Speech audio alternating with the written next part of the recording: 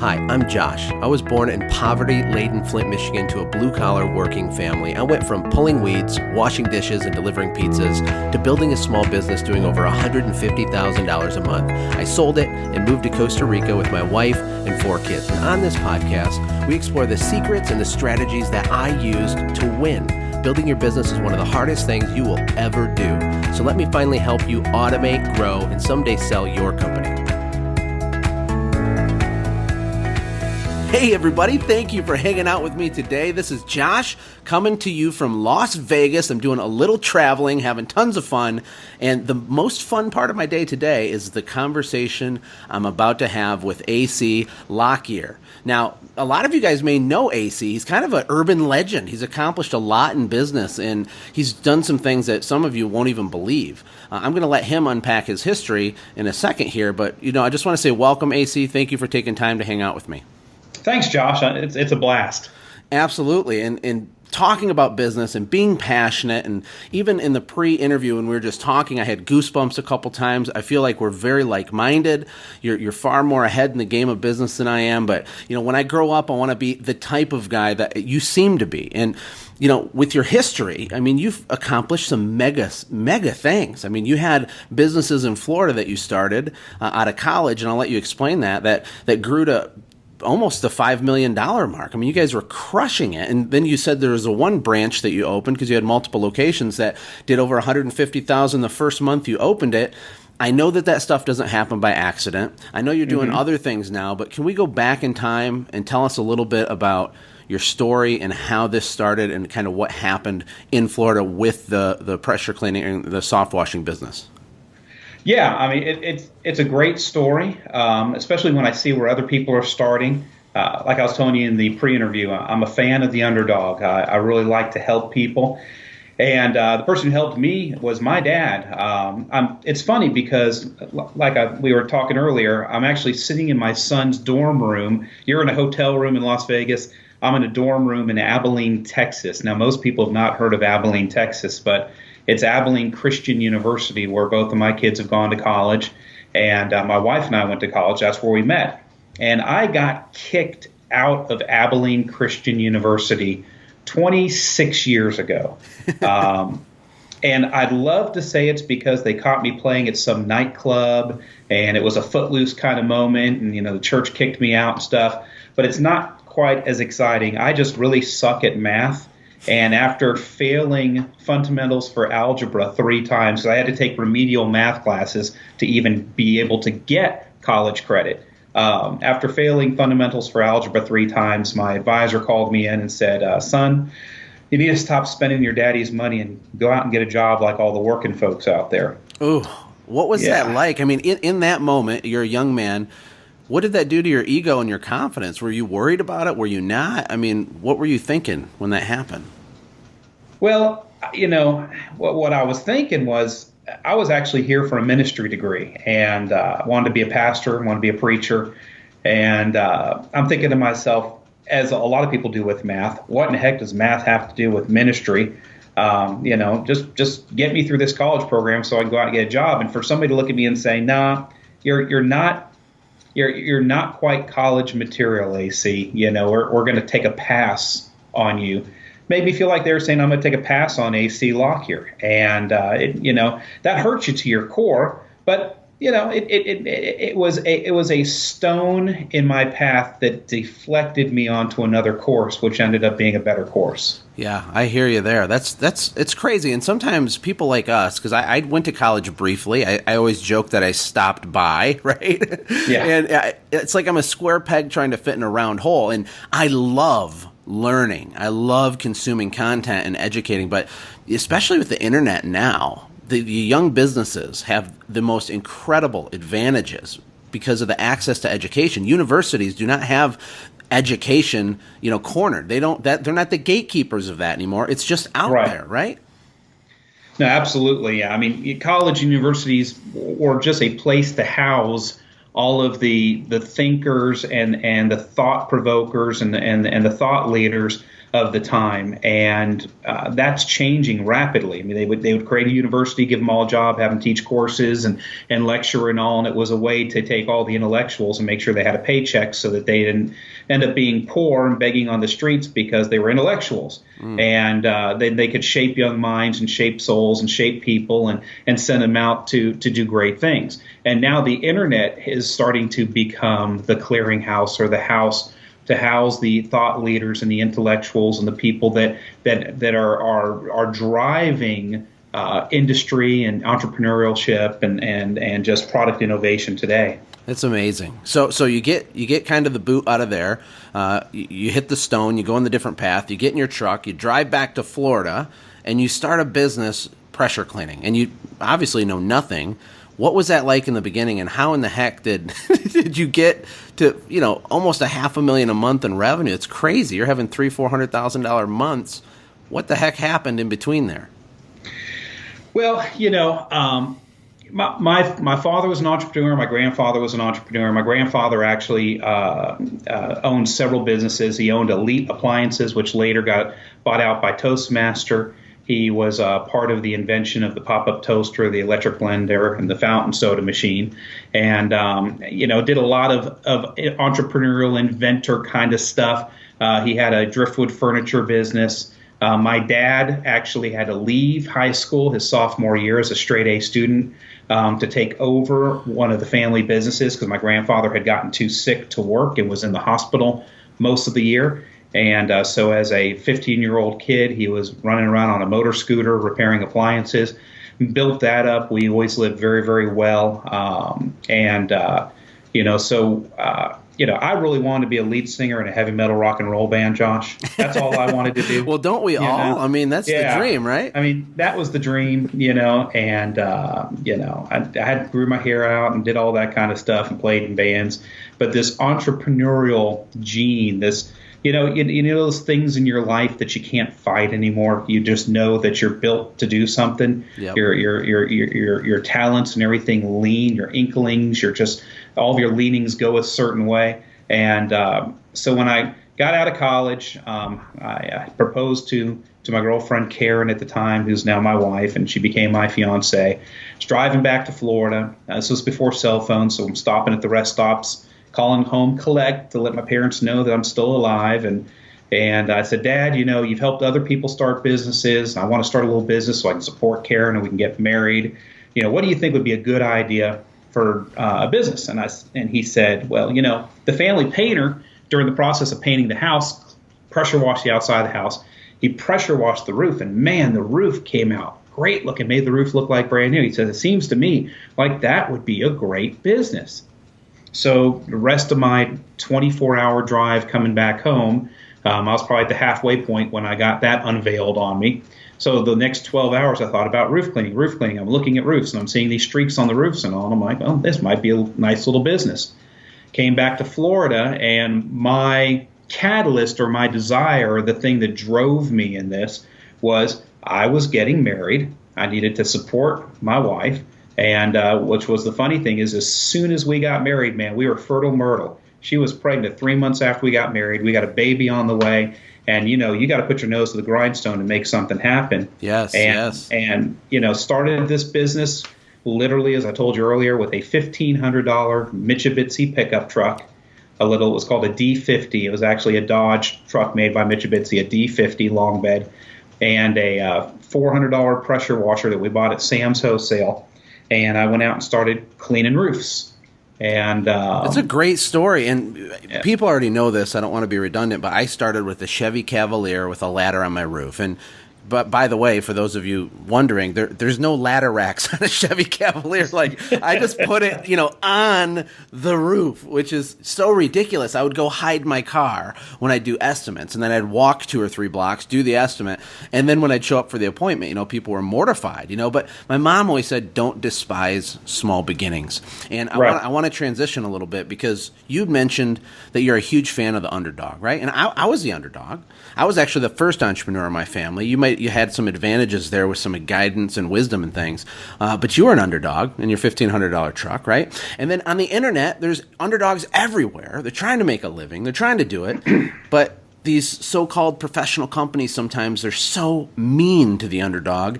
They just cut them down, and you're doing it wrong, and why do you have the crappy equipment and whatever? And you seem to have a heart for people like that. Why is that? What are your thoughts?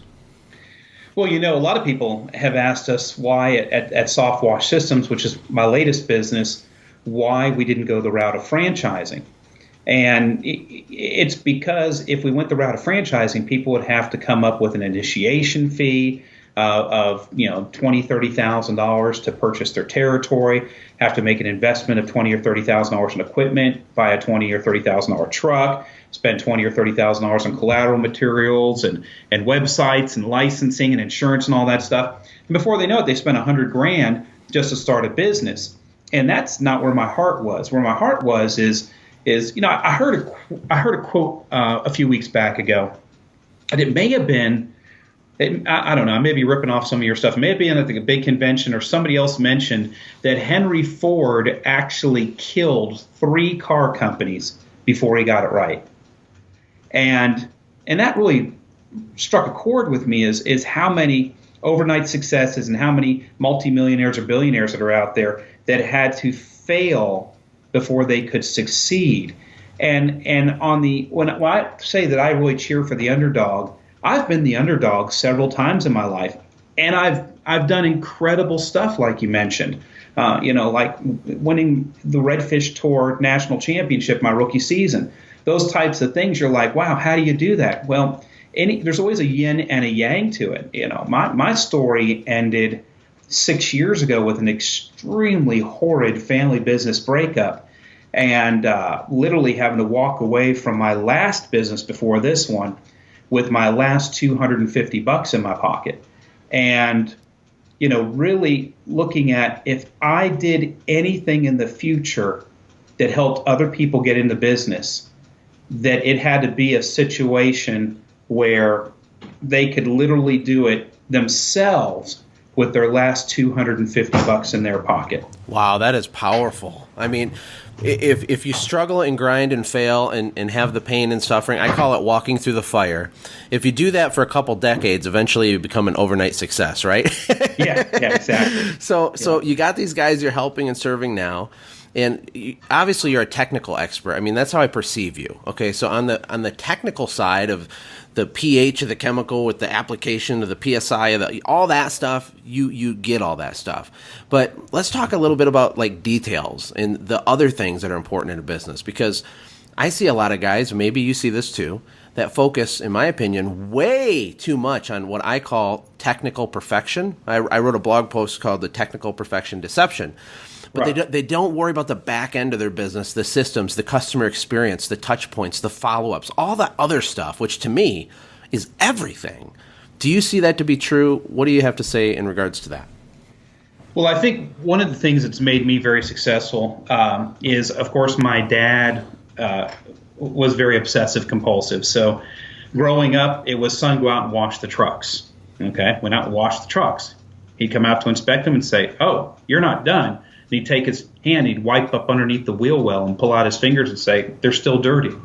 So I'd clean all the wheel wells underneath the trucks, and I'd call him out for inspection. He'd pop the hood on the truck, and he'd go behind a hose on the engine, and he'd say, you're still not done. And I was taught from a very, very early age to do everything 3, 4, 5-fold better than what was expected.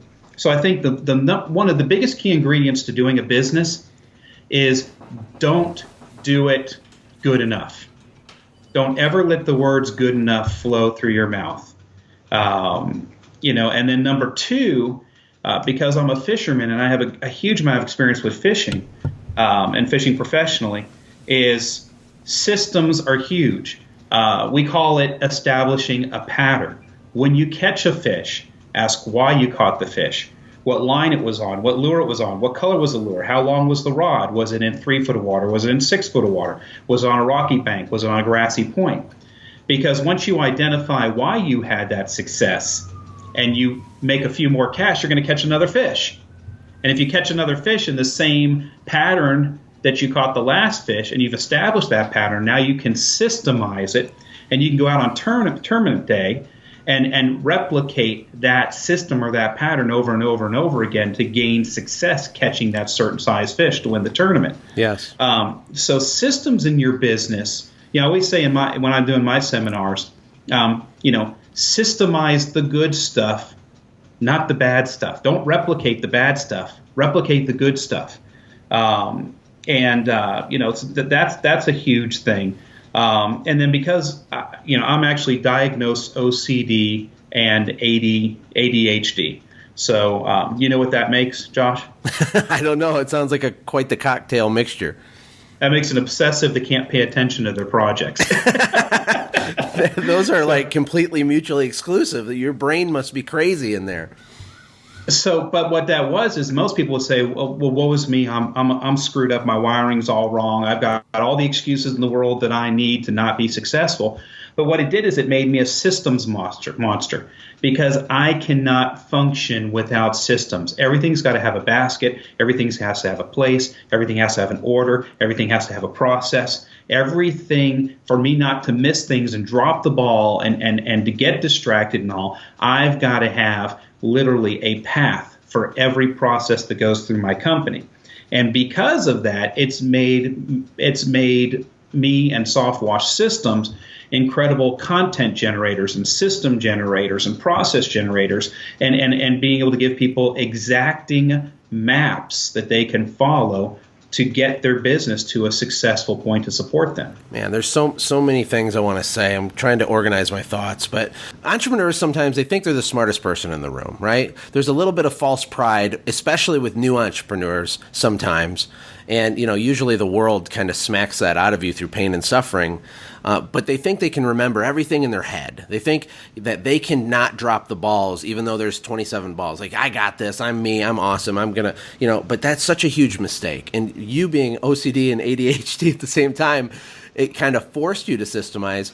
But it doesn't matter if you're like AC or not. You need these things. And one of the things I teach, I'm really curious to get your feedback on this, is that everyone listening to this right now already has a fully systemized business. So the question isn't, should I do systems? The question rather needs to be this. Are the current systems, the current operating system for my company, my brain, the way I engage my employees, my staff, my sales, my spouse, my kids, my dog, are those systems currently serving you well? Because in my experience, people are their systems aren't calibrated correctly. For example, they don't follow up after they do a job. Well, that's a zero-touch follow-up system, right? I make jokes about that, but that's the way I see it. And, I was taught that by a guy with a $17 million carpet cleaning business, and it blew my mind. Like, it was massive. The way you talk to yourself, the war in your head. How do you view your market? Do you live in fear? All those things, really, aren't they just systems already? Well, they are. And what you've mentioned there, and it goes back to one of your earlier points, is the difference between being reactive and proactive. If you're going to, don't get caught up in analysis paralysis is also what they call, what you were talking about earlier, where I've got to analyze everything. I got to get it perfect before I commit it to paper. Sometimes you've got to write your system no matter how poor your system is. You got to go on the top of the piece of paper and write follow-up system. Okay, and if you literally don't have anything, you've got to write number one, put a dot next to it, and pause to decide what that first thing's going to be. And understand, it's a rough draft. It's a work in progress. And don't let the busyness of life keep you from writing these things down. We just had our production manager left to go back into doing house parenting. And so he's not going to be able to serve in our company anymore as a production manager. He's going to be handling our technical support calls and stuff like that and carrying that phone. But before he left, I said, listen, I'm going to go out in the warehouse myself, and I'm going to build the next 2 weeks' worth of equipment. I want you to just sit down, please, and just spend the next 2 weeks with Kaylin, one of our girls in the office who's actually an English major, and I want you to write out step by step the process of building every single piece of equipment we build. Take all the pictures, because we've got a big bank of pictures. Everything we do in our business, we take 3 or 4 pictures from 3 or 4 different angles. And we have just a huge file of nothing but pictures on our server. Mm-hmm. And I said, match the pictures up to it and build a production manual. Because without that production manual, I didn't have anything, because AC's traveling the country and he's busy and he's gone 3 weeks a month. I didn't have anything to pass on to the next guy I was going to hire as production manager. It was going to derail me and make me have to stay in Orlando and train the new production manager until they understood how to build all of our equipment. So you have to stop. And it wasn't perfect the first time he did it. Now I'm going back over it with the production manager that we've hired. And as we're going through and we're building each piece of equipment according to the production book that David put together with Kaylin before he left to go do his ministry stuff again, we're going through it and we're debunking it now. And we've got a red pen out. We're putting notes on it. We're putting places where we'd rather have a better picture. And we're working on it. But I can tell you right now, the first draft we had, I guarantee you, was the best production manual anybody else had in the business for building their equipment. Because most people don't even have one. Well, because you did something. I mean, most people don't do anything because of analysis paralysis, or they don't know where to start. But listen, one of my favorite quotes is progress, not perfection. Right? Right. Just start, guys. And I just want to encourage everybody listening to this. I call it an MVS. I have some checklists and things that are in my boot camp. It's called a minimum viable system. And it's okay if, some systems are one sentence long.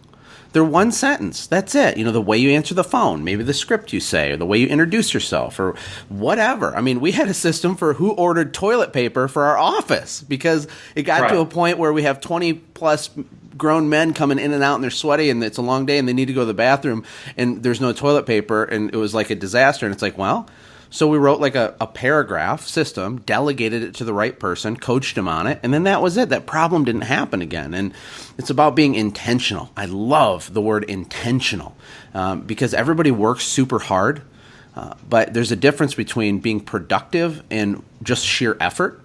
And when you work hard and you focus on the right things, like documenting what you're doing today and then incrementally improving it, that's when you get massive explosive growth, is when you're intentional in the right areas, not just raw effort. Do you agree with that? I do agree. And there's something that I teach a lot in our in-network companies, because we've gotten so large now at the in-network companies, I've had to close off my business consulting company to any other companies in our industry. I only consult our in-network companies. But one of the things I teach people is, and Josh, you and I, we both shared, we're both Christians. Okay, we're both men of faith. We both do faith-based businesses.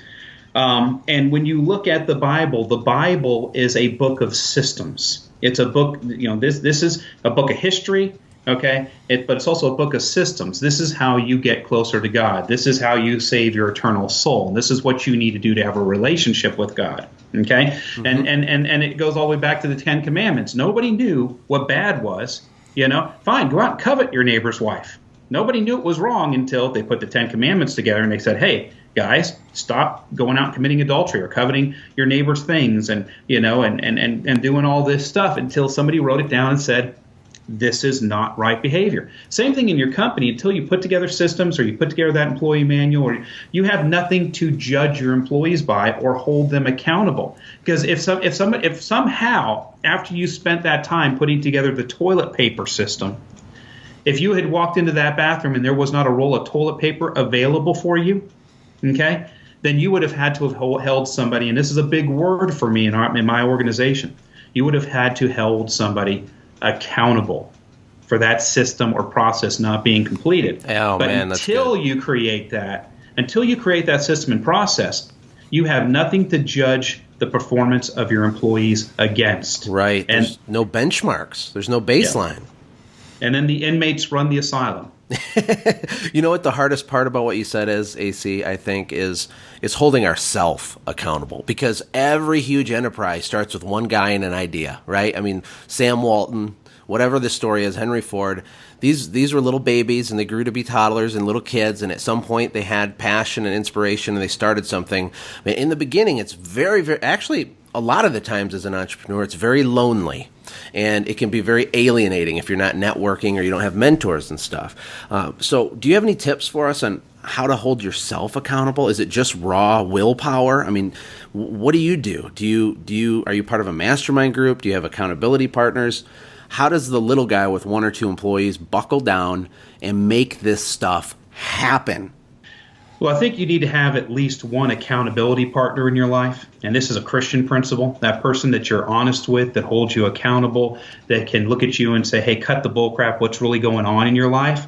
The person that when you share a goal or a dream or something with them, or a behavioral change you want to make, that's that person that will call you on the phone and hold your feet to the fire on the plans that you make and the inadequacies in your life. So number one, get an accountability partner.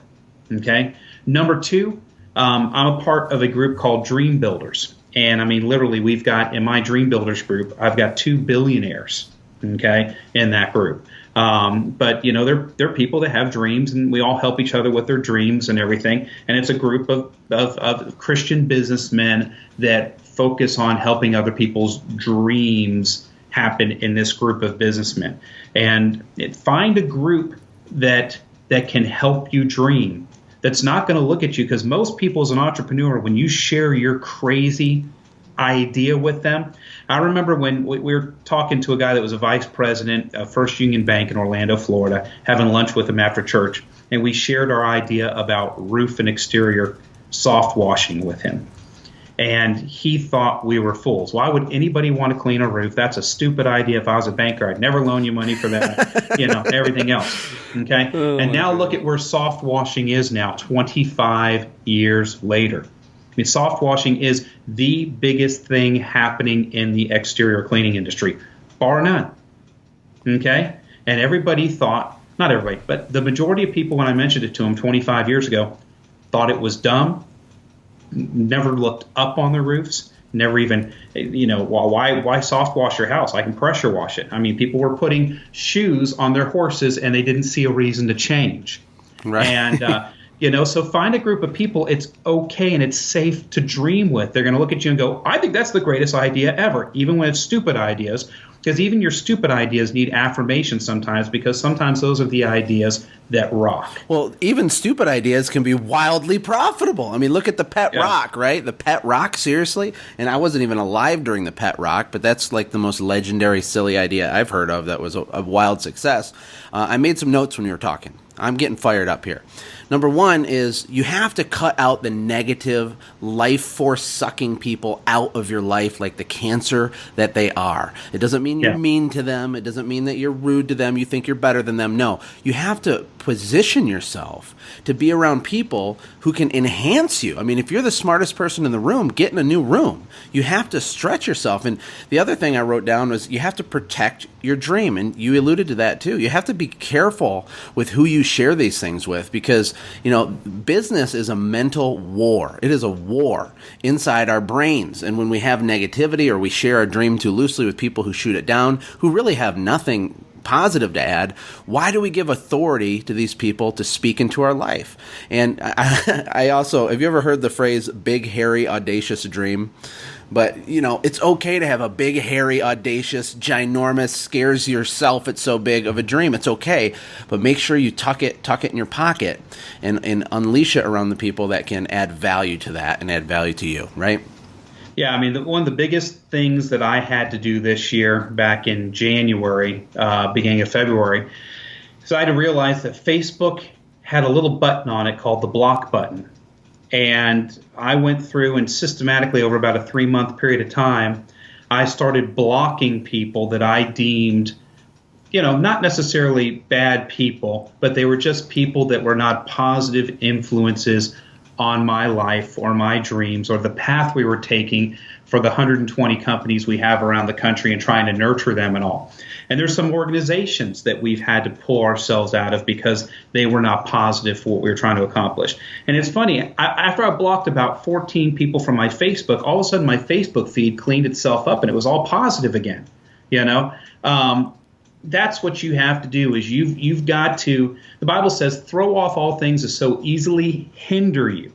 Okay? You've got to decide, or it says, it's better to go into heaven, pluck your eye out if it causes you to sin. It's better to go into heaven with one eye plucked out than it is to go to hell and have your entire body consumed by the flame.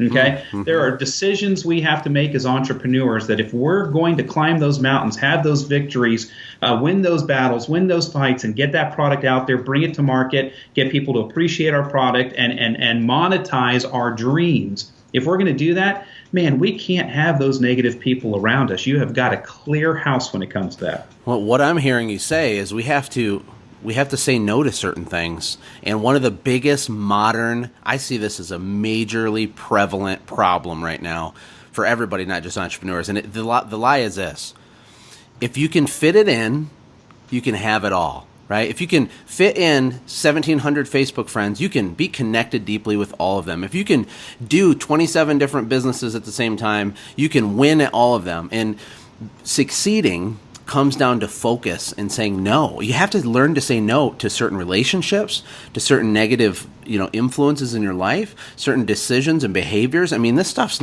it's not easy to do. I mean, you're not claiming that. I'm not claiming it, but it's actually not that complicated. We need to say yes to what's in front of us right now. And then I listen to a podcast called Entrepreneur on Fire, and the host always says, focus, follow one course until success. But especially with young people, AC, I think it's really hard for them. We are so busy. We're so all over the place. We think that the 2,000 friends we have on Facebook are friends. No, they're not. They're not. It's not real. So, I mean, do you agree with that? Oh, no. Yeah. My wife says that all the time. She's like, gosh, you got 1,700 friends. How many of those people you really know? I said, I don't know. She said, you'll friend anybody that has either a fish in their pitcher or is in the power washing industry. I said, well, yeah, pretty much. But, I said, at least I'm not friending hot girls. She kind of laughed. She says, yeah. She said, I'd kill you if you were. But the bottom line is, yeah, you have to learn to say no, and you need to learn when to say yes. You have to know when to jump, Josh. Even as successful as I've been, and I'm merely a pimple on the butt of most real entrepreneurs across this country. Okay. I mean, you like to go, $4.8 million a year cleaning company. You really did something. No. If I shared with you that wild, hairy, audacious dream I have right now, Josh, it'd blow your mind because you wouldn't think it's possible at all. But I've already got the formula down. We've run all of the tests, and we've got something that we're getting ready to accomplish that's huge. It's going to blow everyone's mind. But I get scared and nervous, and I don't know if I want to jump. We're getting ready to go into a new facility and do a big remodel on it and everything else. And, one day I'm like, oh, I don't want to do it. We're just going to stay here. We need to wait, try to find something bigger. And next minute I'm like, no, if we don't get out of here, we got 8 people in this office and 1 toilet. We're going to have a war, I mean, you start to go, oh, man, I don't know if I necessarily want to do that. So you got to remember, the Bible says iron sharpens iron. Okay, you got to have that person in your life that's going to poke you, okay, and sometimes push you out of the nest or get you that uncomfortable point and get you to grow and make those steps and say yes sometimes. Yes, you can't grow without friction. I mean, the iron sharpens iron thing, that's friction. There's pain. There's always pain involved and risk when you try to grow in any area. And look, AC, I'm with you on the big, audacious, hairy dream thing. I mean, there's a handful of people on the planet that know what my big, ultimate, lifelong thing is for my heart. I don't share that with people. It's a very personal thing, but I am one of those crazy weirdos like you that has massively stupid big goals. They intimidate me. And when you're having a negative day in your own thought life, you're going to say, what really, who do you think you are? Who do you think you are, Josh, right? That's why it's important to have the right people around you. Ace, this has been an incredible talk, and we could go on forever. I want to wrap it up here. But before we do, I just want to tell the listeners, AC today running Softwash Systems, it's a highly positive and encouraging group of entrepreneurs all over the country. Actually, Brandon Vaughn, I just interviewed him. I think he's a Softwash Systems guy too, and he took his dad's business from $100,000 to $1.3 million in like 4 years. I mean, which is amazing. So I don't know all the details of what you do. Can you give us an overview on what it is? I know it's business development and all that. What does that really mean to the average person listening to this? What can Softwash Systems provide people with? Yeah, Brandon Vaughn is actually one of our board members at Softwash Systems. So we have an executive board. And that's one of the ways I hold myself accountable is, I own the company. I'm at the top. I really don't have an accountability mechanism. So I put one in place. And my executive board, we meet every other month, and they help guide me in some of the decisions for our network, for our 120 companies we have across the country. But what we do when people say, well, gee, AC, what do you mean you have 120 companies across the country? Well, we kind of jokingly say we're like Mary Kay for men. Okay, we are a network of companies across the country that co-brand with Softwash Systems, and Softwash Systems offers all of the great stuff you would want a franchise to offer you, but we're not a franchise. So we've got support, we got training classes, we got DVDs, we got our own full art department, video editing, logo design, website. We've got our own chemicals, our own equipment, our Good Stewards program, Softwash Academy, just anything that you need on the back end of your office. We have our Shield support program where you can forward your phones to us. We'll answer your phones for you, do your proposals for you, handle your whole back end of your company to where you're just having to go out there and sell it and produce it.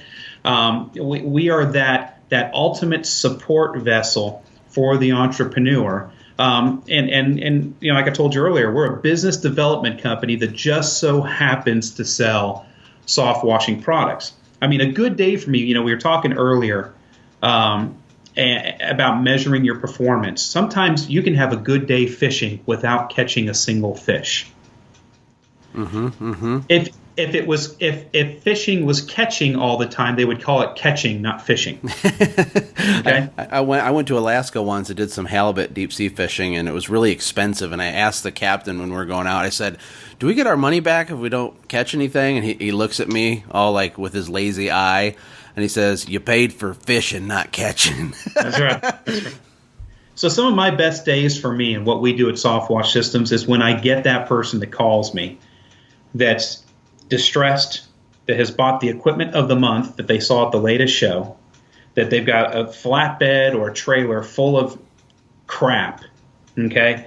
They're frustrated, they're not making any money, they're not breaking $150,000 a year, and they're like, AC, I don't know what to do. I need help. I don't know where to go. And I sit down, I have a 45 minute to an hour conversation with that person and talk to them about, well, what do you want to do? Do you want to just grow a big business? Tell me about your life. Tell me about where you want to send your kids to school. Tell me about what you want your retirement to look like. Tell me about what kind of car you want to drive. Are you a Maserati guy, or are you just looking to get a real nice Yukon XL? Tell me what you want out of your life. Let us help you build the engine that's going to get you there. You have to begin with the end in mind, right? I mean, you gotta stick the flag in the dirt somewhere so you know where to point your ship. And it's funny because in my boot camp, the very first thing that happens is I try to force people to establish what is your why. And by why, I mean, what's your destination? What are we trying to do here? Because there's not a wrong answer, but we absolutely must establish what it is before we can ever reverse engineer a path and build the architecture to make it happen. I think it's incredible. So there's a lot of cleaning businesses that listen to this, and I can say from firsthand experience that pressure cleaning, soft washing, soft washing and roof washing using low pressure is a wildly profitable way to grow your business. But you got to have the tools and the support and all that stuff. It's a whole giant thing. So I encourage everybody, visit softwashsystems.com. Check it out. AC, I appreciate your time, man. I hope I can get to know you better, off air as well, and continue the relationship. You just have to let me go fishing down there with you in Costa Rica. Absolutely. I went spearfishing once, but I haven't even went deep sea fishing, which is shameful because where we live is one of the greatest places on the planet to go. I think it's sailfish or marlin or something. Yeah. Maybe we'll do that. God willing, that'd be awesome. Thank you for your time. Absolutely. Have a good rest of your day. I'll talk to you soon. All right, Josh. Take care. Hey, thanks for hanging out, friends. And from all of us here at the Quick Talk Podcast team, we hope you loved today's show. We hope that you were inspired to become a doer and not just a listener. Apply what you've heard today in your own business and watch things change for the better. Lastly, remember that all the money in the world can't save your soul. Seek first the kingdom of God, my friends. We'll see you next time. For more information about the Quick Talk Podcast or Joshua's other businesses, visit our website, quicktalkpodcast.com. Have a blessed day.